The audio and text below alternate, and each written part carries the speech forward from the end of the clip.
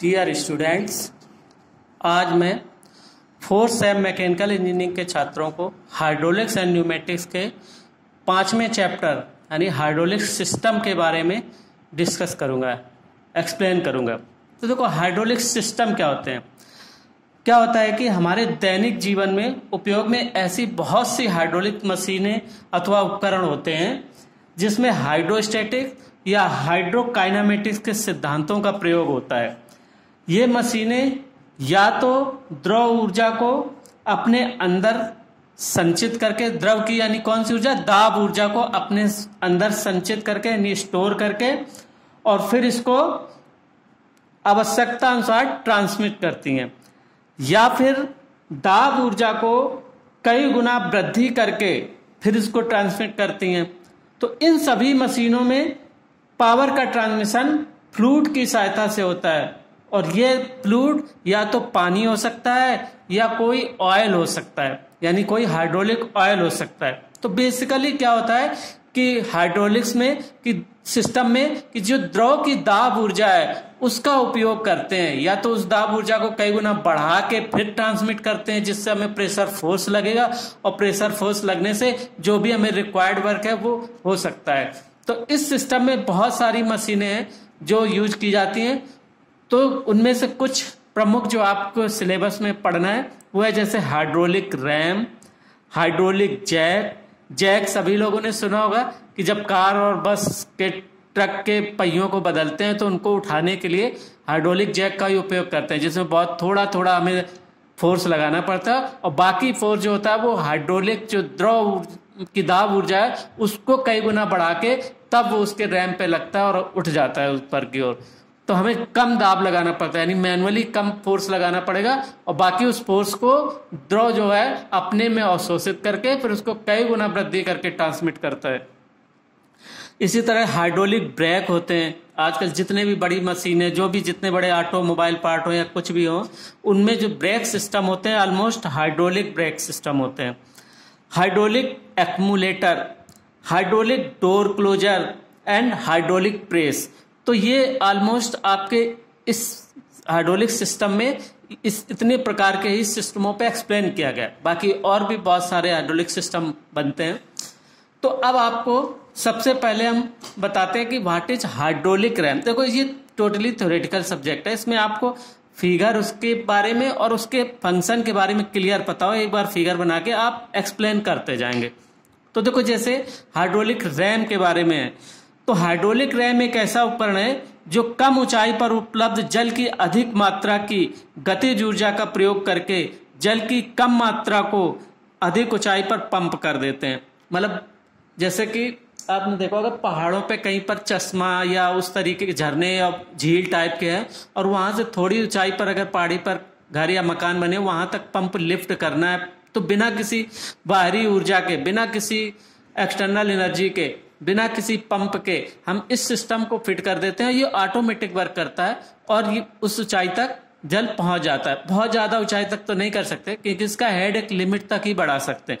तो ऐसी जगह पे बिना खर्च के इस सिस्टम को हम लगा देते हैं और पंप पानी अपने आप ऊपर थोड़ी कम ऊंचाई से थोड़ी ऊंचाई तक पहुंचता रहेगा। तो देखो, इसका सिस्टम कैसा होता है कि जैसे ये एक सप्लाई टैंक है, सप्लाई टैंक कह लो या रिजर्वायर कह लो, जो रिजर्वायर है, और यहां से एक हम पाइप लगाते हैं, और पाइप लगाने के बाद इसमें एक बॉल बॉक्स बनाते हैं। तो इसके मेन पार्ट जो है सप्लाई टैंक, ये सप्लाई पंप, और यहाँ पर एक सप्लाई पाइप, सॉरी पंप तो यूज ही नहीं करते, सप्लाई पाइप, और यहाँ पर एक सप्लाई वाल्व लगा होता है, और इसको एक बॉक्स बनाते हैं। उस बॉक्स पर इसको पहले एंटर कराते हैं, सप्लाई वाल्व खोल के जो भी पानी है, जो भी लिक्विड है। इसमें दो वाल्व होते हैं, एक का डायरेक्शन ऐसे होता है, ये ऐसे बंद होता है और ऐसे खुलता है, और एक का डायरेक्शन ऊपर की ओर होता है, मतलब ऊपर की ओर जब उठेगा तो खुलेगा, नीचे की ओर बंद होगा। ये जब ऊपर की ओर जाएगा तो बंद होगा, नीचे की ओर आएगा तब खुलेगा। तो ये जस्ट अपोजिट डायरेक्शन में इन दोनों की क्रिया होती है। ये एक वेस्ट वाल्व है और ये डिलीवरी वाल्व, ठीक है। This is called the waste valve and this is delivery valve. ये मैंने पीडीएफ भेज दिया आपके चित्र, आप उससे समझ सकते हैं, मैं एक्सप्लेन कर दे रहा हूं। तो अब क्या होता है इसमें, जैसा इसमें चित्र, ये यहां पर एक हम एयर वेसल लगाते हैं कि जो भी एयर आती है वो उसमें भरते हैं एयर वेसल, और यहाँ से एक डिलीवरी पाइप होता है जो कि हमें जहां पर टैंक में रिक्वायर्ड होता है पानी, जहां हमें यूज करना है वहां तक पहुंचाने के लिए लगा होता है। ठीक है भाई। अब देखो इस चित्र से देखो क्या होता है। इसके अनुसार प्रारंभ में सप्लाई वाल्व को खोलते हैं। सबसे पहले यहां से तो पानी अपने आप आएगा, थोड़ा ऊंचाई पे होगा, इसको पहले नीचे लाएंगे, काइनेटिक एनर्जी में कन्वर्ट करेंगे, फिर इसको इससे ज्यादा ऊंचाई पे चढ़ाएंगे। ठीक है। तो क्या करते हैं कि यहां से जैसे सप्लाई वाल्व खोलेंगे तो क्या होगा कि बॉल बॉक्स में सप्लाई टेंजल सप्लाई पाइप के द्वारा बॉल बॉक्स में प्रवेश करता है, यहां पर प्रवेश करता है। और उससे पहले क्या होता है कि वेस्ट वाल्व V1 अपने भार के कारण खुली स्थिति में होता है। जब यहां प्रवेश नहीं करा पानी, उस समय ये क्या होता है, खुली स्थिति में होता है। तो जिससे जल वेस्ट वाल्व V1 के द्वारा बॉल बॉक्स से बाहर निकलता रहता है, मतलब एक लिमिट तक भरेगा रहता है इसमें, बाकी बाहर निकल जाता है। अब जब जैसे इस सप्लाई वाल्व को खोलेंगे तो यहां पर बेग इस सप्लाई पाइप में काइनेटिक एनर्जी बढ़ती जाएगी, यानी बेग सीरीज बढ़ता जाएगा और बेग से पानी इस बॉल बॉक्स में प्रवेश करेगा, जो कि V1 इस वेस्ट वाल्व पर नीचे से ऊपर की ओर इसमें प्रेशर फोर्स यानी डायनामिक प्रेशर बढ़ता है। इस बॉल बॉक्स में डायनामिक प्रेशर बढ़ता जाएगा और ये बॉल बंद हो जाएगा। जब यहां से डायनामिक प्रेशर बढ़ेगा तो ये बॉल बंद हो जाएगा। जैसे ये बंद हो जाएगा तो क्या होगा, ऑल ऑफ सडन ये बॉल बंद होगा तो क्या होगा, यहां पर just like water hammer develop हो जाएगा कि पहले तो फ्लो हो रहा था, इसमें चल रहा था, अचानक आपने बंद कर दिया, ये बंद हो गया, तो क्या होगा कि वाटर हैमर डेवलप हो जाएगा। अभी वाटर हैमर में अपने आप को पढ़ाया था। तो जल का प्रवाह रुक जाता है, जिसके कारण वाटर हैमर उपजता है और बॉल बॉक्स में हाई प्रेशर डेवलप हो जाता है। तो इस बॉक्स में हाई प्रेशर फोर्स डेवलप हो जाएगा। क्यों? क्योंकि ये ऑल ऑफ सडन सप्लाई बंद हुई, मतलब बेग इसमें बेग से प्रवेश कर रहा था, जैसे ये बंद हो गया तो ये रुक गया।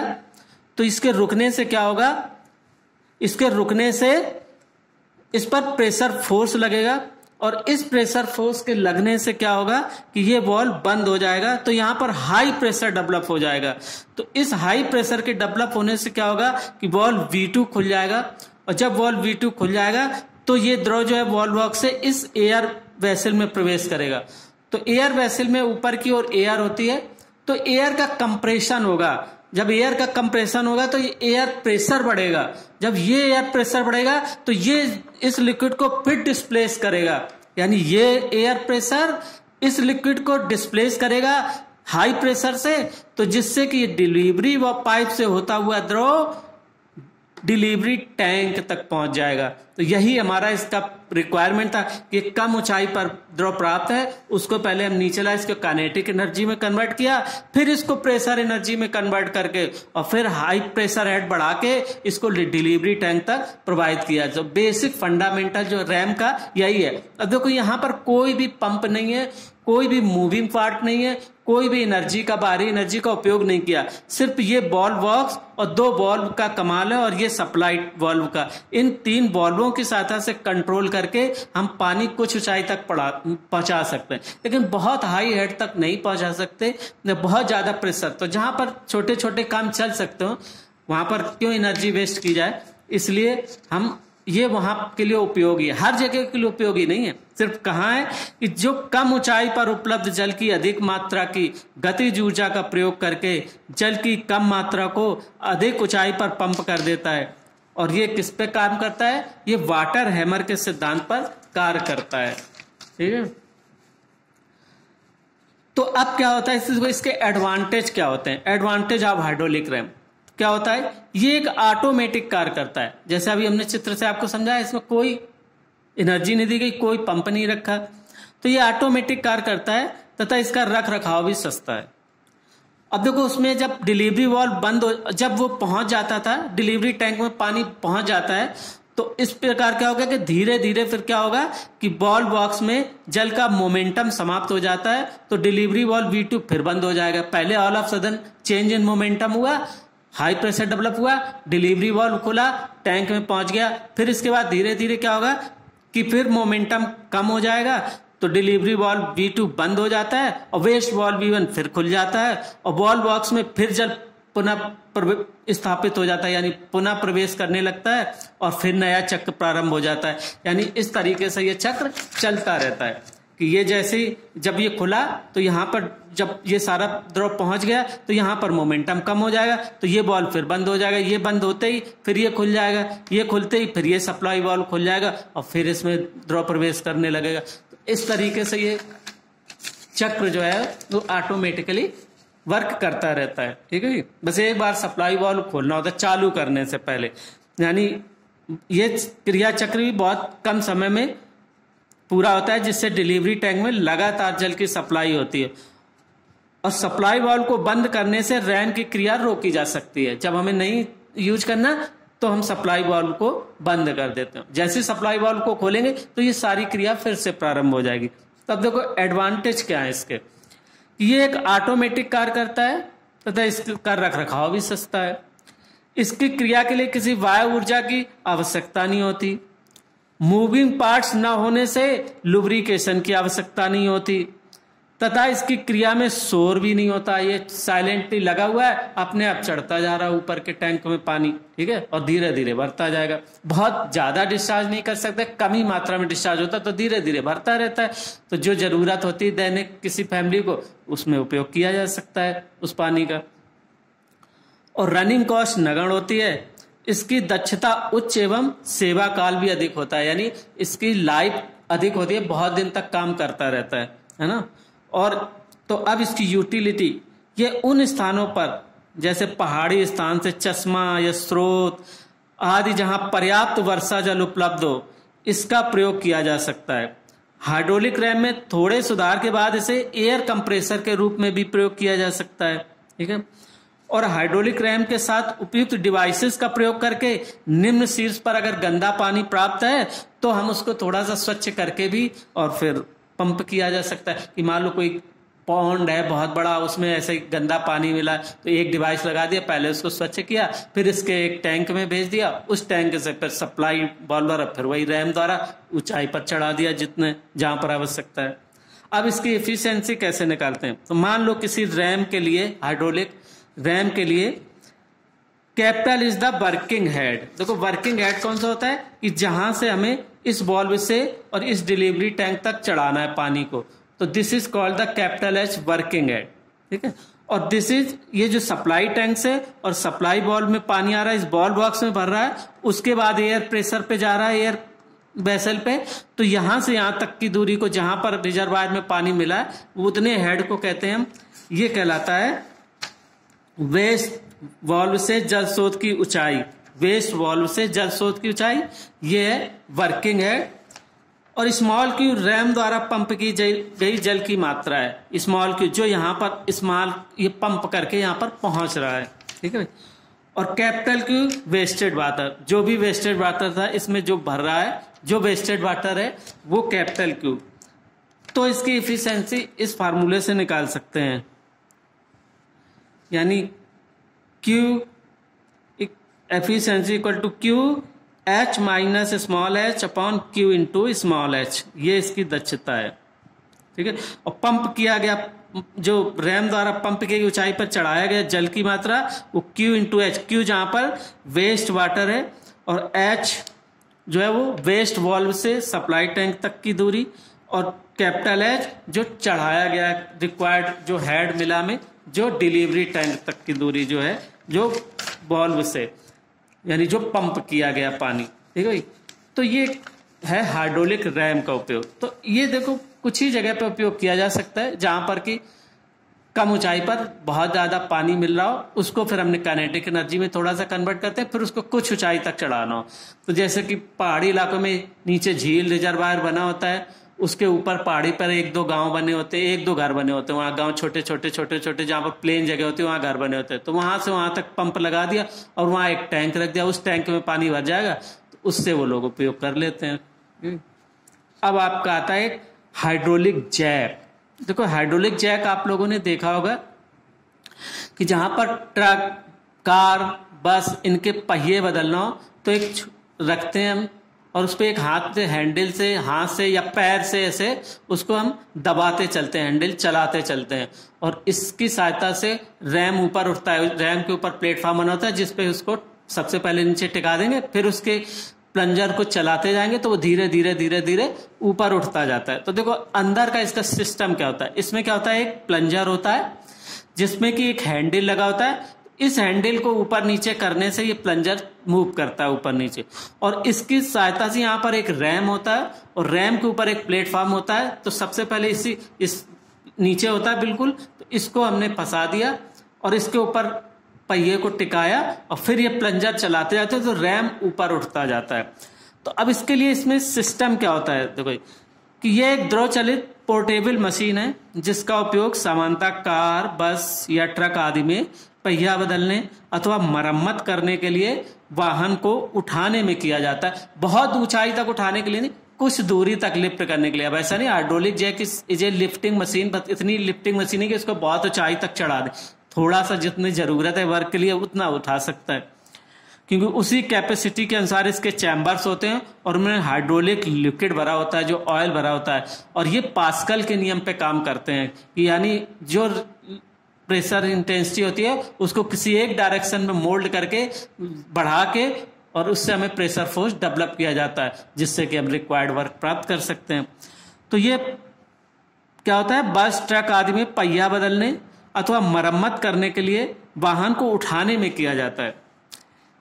अब प्रिंसिपली जैक में दाईं ओर एक प्लंजर होता है जिसे एक हैंडल की सहायता से ऊपर नीचे चलाया जा सकता है। जैक के बाईं ओर एक रैम होता है जिसके ऊपर उठाया जाने वाला भार कार या ट्रक को टिकाने के लिए प्लेटफॉर्म बना होता है। ये प्लेटफॉर्म है और इसी पे पहिए नीचे टिका देते हैं जिससे ऊपर उठाते जाते हैं। अब इसमें क्या होता है, इसमें एक ये चैम्बर ए है, ये चैम्बर बी है और एक चैम्बर सी है।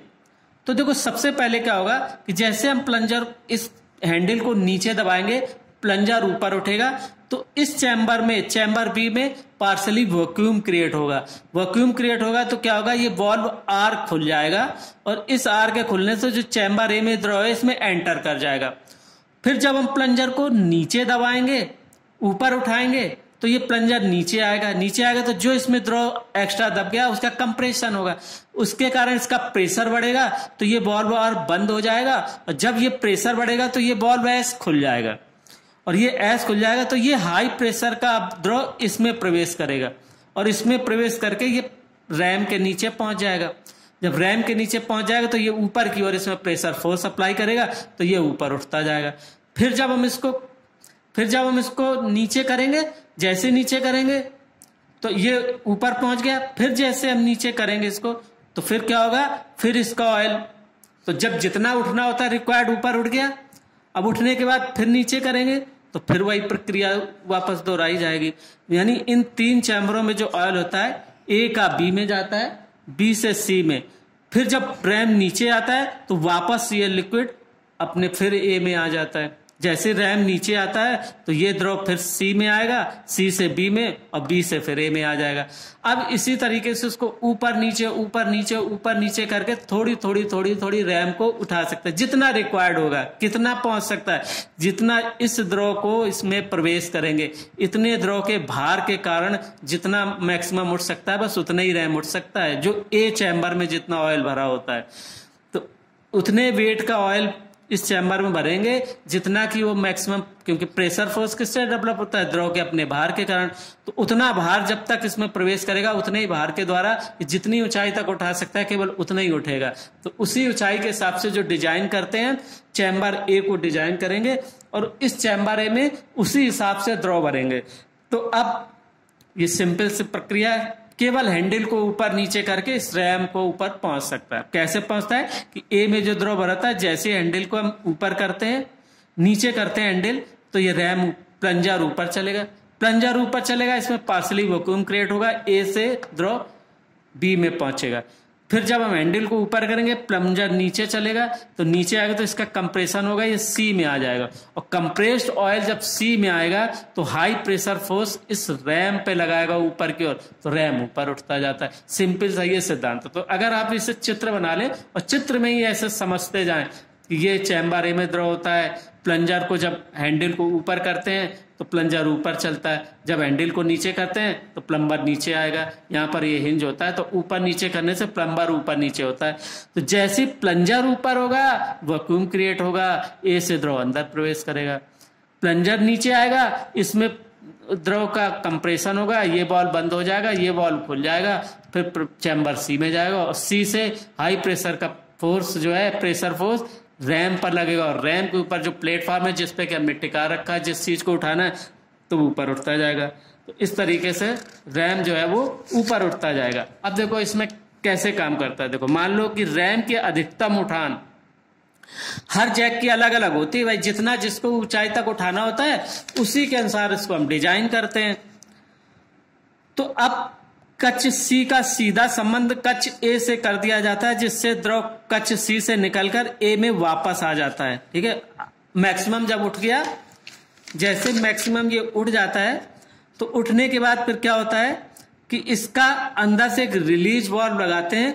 अब ऐसे नहीं आएगा, ये तो यहां प्रवेश कर गया, जैसे मैक्सिमम उठा अब इसको नीचे गिराना है तो पीछे सिस्टम एक लगा होगा, उसको डायरेक्ट ए से जोड़ देंगे और सारा द्रव ए में वापस आ जाएगा।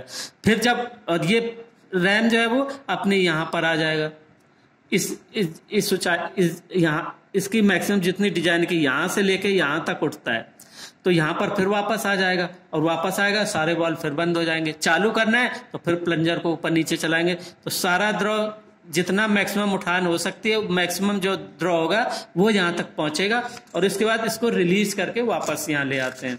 ठीक है, डायरेक्ट संबंध कर सीधा कक्ष सी से ए में आ जाता है, जिससे रैम धीरे धीरे अपनी पूर्व अवस्था में आ जाता है। वहां से किसी पाइप से या किसी बॉल्व से उसको जोड़ देंगे, वो बॉल्व जैसे ही खोलेंगे तो ऑयल धीरे धीरे ए चैम्बर में आता जाएगा और रैम नीचे अपने आप आता जाएगा और जाम मिनिमम जो जगह होगी वहां पर आकर रुक जाएगा और जैक फोल्ड हो जाएगा, उसको फिर कहीं यूज करना ले जाओ। अब जैक का सिद्धांत क्या होता है, यानी उठाया गया भार बटे लगाए गए प्रयास, इसको कहते हैं हम यांत्रिक लाभ। तो यांत्रिक लाभ बराबर W/P, और ये बराबर क्या होगा, कैसे होगा, M × A × A, यानी W क्या होता है, देखो जो M बराबर क्या होता है कि लीवर का विस्थापन बटे प्लंजर का विस्थापन, यानी कैपिटल L/L। A होता है रैम की काट का क्षेत्रफल, स्मॉल ए प्लंजर की काट का क्षेत्रफल। ठीक है, यानी mechanical advantage mechanical advantage lever का विस्थापन बटे प्लंजर का विस्थापन, यानी कैपिटल L/L।